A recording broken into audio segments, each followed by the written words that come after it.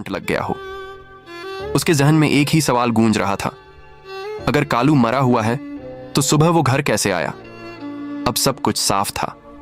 यह कोई मामूली घटना नहीं, एक गहरी साजिश थी। राई स्टार ने बिना देर किए सबसे पहले वो जगह ढूंढी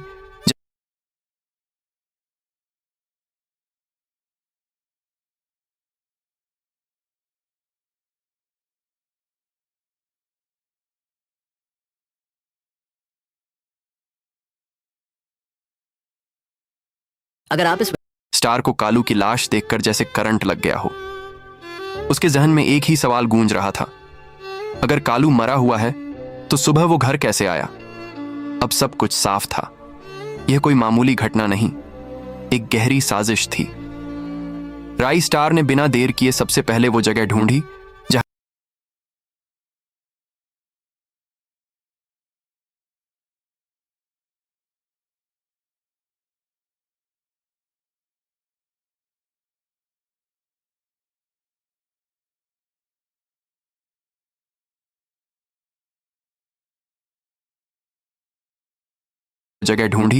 जहां ज्ञान भाई को आखिरी बार देखा गया था। वहां पहुंचते ही उसे जमीन पर कुछ खून के धब्बे दिखे और पास में पड़ा था ज्ञान भाई का रुमाल।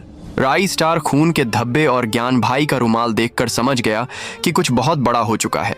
उसका दिमाग तेजी से चलने लगा। अगर कालू मर चुका था तो सुबह हमारे घर आया कौन।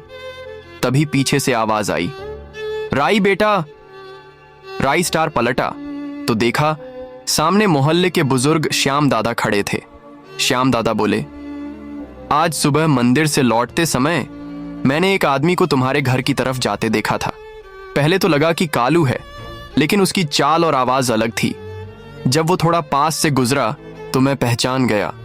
वो कालू नहीं था बेटा, वो वाइट 444 था। ये सुनते ही राई स्टार के पैरों तले जमीन खिसक गई। वाइट 444 उसका पुराना दुश्मन जिसे गांव से भगा दिया गया था, लेकिन अब वो लौट आया था और सीधा वार उसके परिवार पर कर रहा था। राई स्टार ने श्याम दादा से कहा, दादा आप जो बता रहे हो वो मेरे लिए बहुत बड़ी बात है। अब मुझे अकेले ही सब संभालना होगा।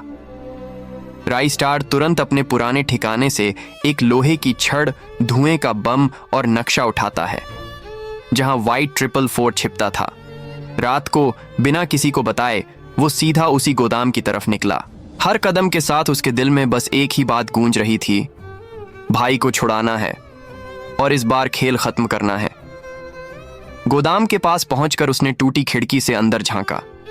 ज्ञान भाई बेहोश पेड़ से लटके थे और सामने खड़ा था वाइट 444।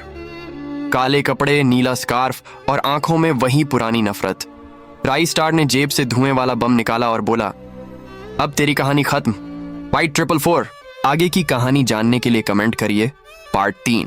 स्टार को कालू की लाश देख